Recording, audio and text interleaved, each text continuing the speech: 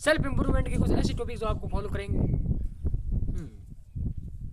देखो self improvement, देखो 3 साल के सेल्फ इम्प्रूवमेंट के एक्सपीरियंस से मैं बता सकता हूँ कि तुम्हें बाकी कोई हैबिट्स को अप्लाई करने की ज़रूरत नहीं है। सिर्फ ये 3 हैबिट्स अप्लाई करो और तुम्हारी ज़िंदगी पूरी तरह से बदल जाएगी। ठीक है,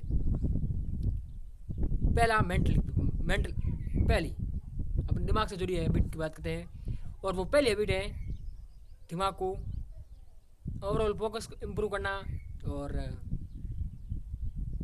प्रोडक्टिविटी इम्प्रूव करनी और अपने काम में फोकस ज़्यादा करना। ठीक है, इसके लिए हमें करना होगा meditation, one and only habits. अगर तुम मेडिटेशन करते हो रेगुलरली तो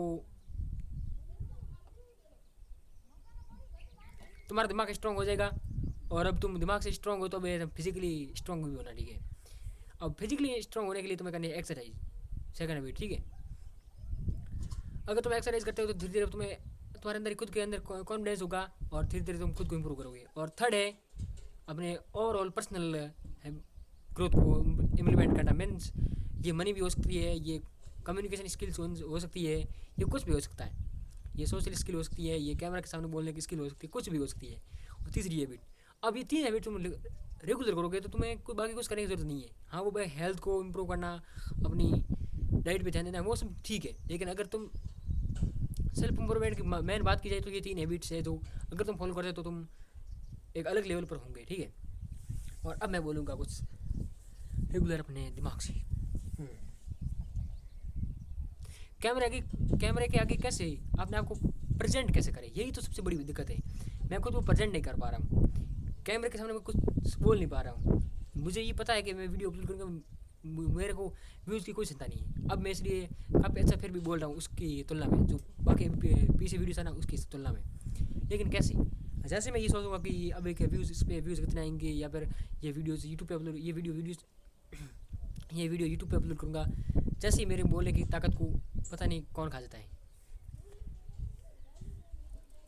ओवरऑल अगर मैं डेली 1 घंटे के लिए कैमरे पे बोलूँ तो शायद मैं इम्प्रूव कर सकता हूँ खुद को।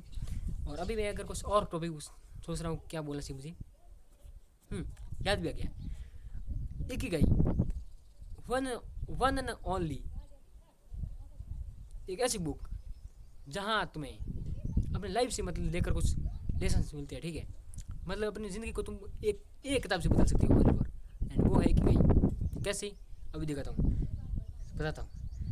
इकिगाई के 2 ऐसे लेसन जो तुम्हें ज़िंदगी में काफ़ी अधिक इम्प्रूव कर सकते हैं। एंड फर्स्ट लेसन है 1 महीने के लिए खुद को गायब कर दो।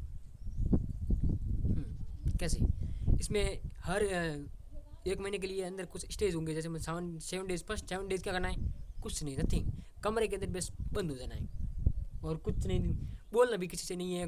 फ़ोन तो वैसे दूरी की बात है, यहाँ फ़ोन तो होने नहीं, यूज़ नहीं करना चाहिए, किसी से बोलना नहीं है, किसी से कांटेक्ट नहीं करना है, फर्स्ट रूल। अब सेकंड 7 डेज, यहाँ पर तुम्हें क्या करना है, सिर्फ जो काम होता है वही करना है। मतलब काम मीन्स अब जैसे छोटा सा काम है, मतलब तो नहीं बोलना है, बहुत इंपॉर्टेंट काम है तो उससे किसी व्यक्ति से बात कर सकते हो। सेकंड ये, इसे क्या बोलते हैं, मैंने कहीं तो सुना था, ये हाँ थेरेपी है, थेरेपी। ठीक है, थेरेपी बेसिक ऑन थेरेपी है, बेस्ड ऑन थेरेपी। अब थर्ड फेज़ में क्या करना है, थर्ड फेज़ में तुम्हें बस इन्वायरमेंट को देखना है और छोटे मोटे आपके खुद के काम करने हैं। ठीक है, थर्ड फेज़ में। एंड फोर्थ स्टेज, यहाँ पर तुम्हें पूरी तरह से लोगों से घुल मिल जाना है और बेसिक लाइफ को इन्जॉय करना है।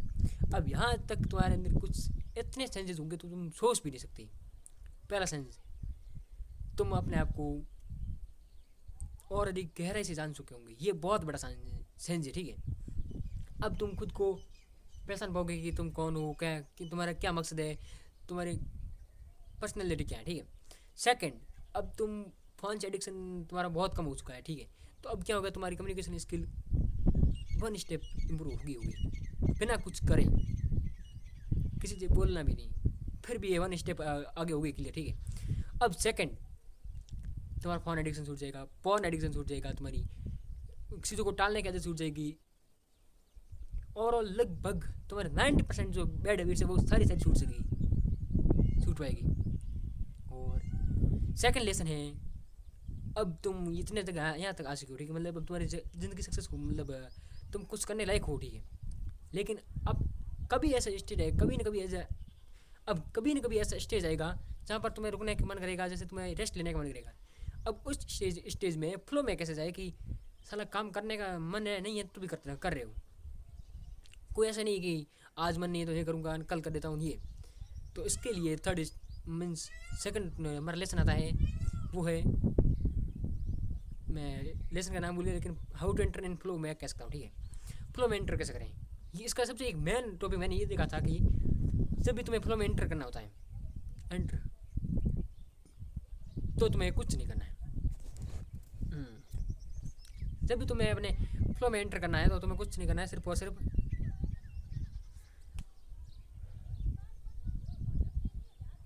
कुछ तो करना होगा दिमाग चल नहीं रहा है, ठीक है। जब भी तुम्हें फ्लो में एंटर करना है तो तुम्हें किसी, उससे पहले तुम सोचो कि तुम्हें फ्लो में एंटर क्यों करना है, क्योंकि तुम्हारे दिमाग भी आ जाता है कि ये काम कब करूँगा, माना कि कल करूँगा, ये ऐसा होगा दिमाग में कि कल करूँगा या फिर थोड़ी देर बाद करता हूँ, या फिर छोड़ने का मन करता है यार इतना हो ही नहीं पाएगा।